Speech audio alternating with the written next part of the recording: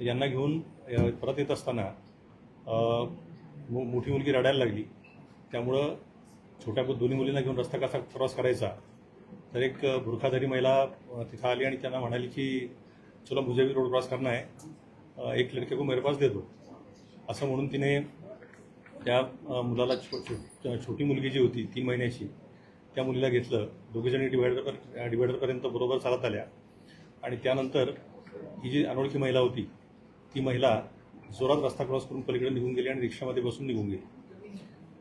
यांनी शोधाशोध केली परंतु काही फायदा झाला नाही आणि त्यानंतर त्यांनी पोलीस स्टेशनला येऊन तक्रार दिली. जेव्हा तपास सुरू केला त्यावेळी तपासामध्ये असं लक्षामध्ये आलं की रिक्षाचा नंबर नव्हता, परंतु त्या रिक्षाच्या मागच्या बाजूला आई असं लिहिलेलं होतं. त्याच्यावरून मग पहिल्यांदा ही रिक्षा ट्रेस करण्यात आली.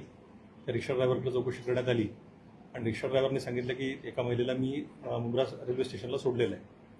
त्याप्रमाणे मग पोलिसांनी मुंब्रा पोलिसांच्या 4 टीम टोटल तयार केल्या गेल्या. क्राईम ब्रँचच्या 2 टीम तयार केल्या गेल्या.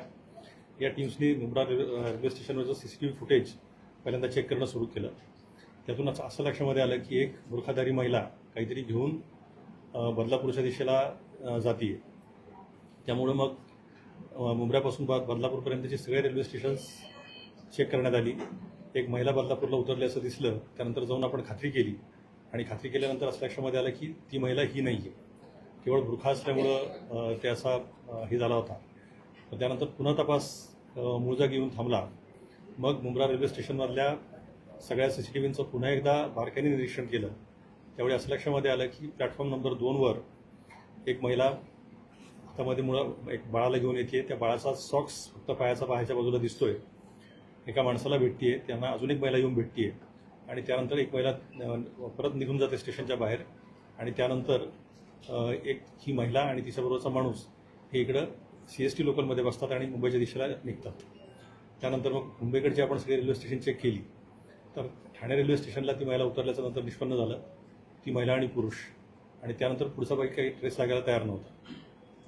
परत तपास जी महिला मुंब्र्यामध्ये निघून गेली होती त्या महिलेच्या दिशेने सुरू झाला. पूर्ण CCTV फुटेजेस पुन्हा चेक केली आणि चेक केल्यानंतर असं लक्षामध्ये आलं की शादी महल हॉल रोडला इंशानगरला ती महिला उतरलेली आहे. परंतु त्या भागामध्ये अनेक बिल्डिंग्स आहेत आणि त्या सगळ्याच भागामध्ये काही CCTV कव्हरेज नाही आहे. परंतु गोपनीय बातमीदार आणि त्यानंतर बाकी सगळ्या सोर्सेसचा वापर करून या महिलेला निष्पन्न करण्यात आलं. या महिलेचं नाव निघालं नसरीना शेख म्हणून. मग या नसरीना शेखकडे चौकशी केली त्यावेळी तिने असं सांगितलं की तिची बहीण आणि तिचा मेहुणा हे दोघं मुंब्र्याला आले होते तिला न सांगता, आणि तिला त्यांनी रेल्वे प्लॅटफॉर्मला बोलवून घेतलं होतं हे सांगण्यासाठी की मैं तुम्हें एक सरप्राईज दिखाने वाली हूँ, तो तुम रेल्वे स्टेशन पे आ जा. आणि त्यानंतर मग जेव्हा ती तिकडे गेली त्यावेळी तिला सरप्राईज म्हणजे काय तर 3 महिन्याचं बाळ दाखवलं आणि बाळ दाखवल्यानंतर घाईघाईने ही लोकं निघून गेली. मग त्यानंतर ही बहीण आणि मेहुणा हे कुठे आहेत विचारल्यानंतर मग त्यानंतर असं लक्षामध्ये आलं की हे मूळचे याचे आहेत खेटरी, जिल्हा अकोला.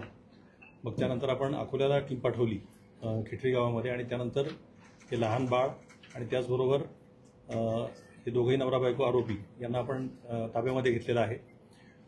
केवळ 6 दिवसामध्ये 3 महिन्याचं लहान बाळ हे आपण सुखरूपपणे परत आणू शकलेलो आहे.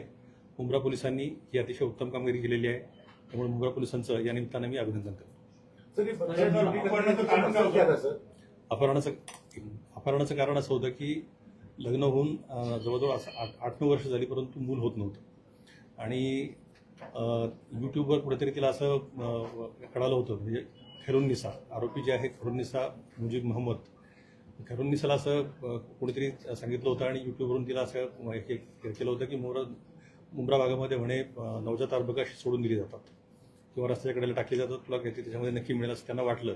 म्हणून बहिणीला देखील यावेळी न सांगता, यापूर्वी 2 वेळेला ती मुंब्राला येऊन गेली होती पण तिला असं काही सापडलं नव्हतं, परंतु यावेळी तिला तो हे मिळाला आणि त्यानंतर त्या बालकाला तिने उचललं होतं. सर, तुम्ही सांगितल्याप्रमाणे पहिले बदलापूरच्या दिशेने शोध मोहीम सुरू होती, त्यामुळे पाहिलं तर अनेक CCTV फुटेज तुम्हाला हाताळावी लागली होती. याकरिता नेमकं किती CCTV फुटेज तुम्ही हाताळले होते आणि यामध्ये किती नेमकं पोलिसांचा पोस्टमार्टम तैनात केला होता? एकूण मुंब्रा पोलीस स्टेशनच्या 4 टीम होत्या.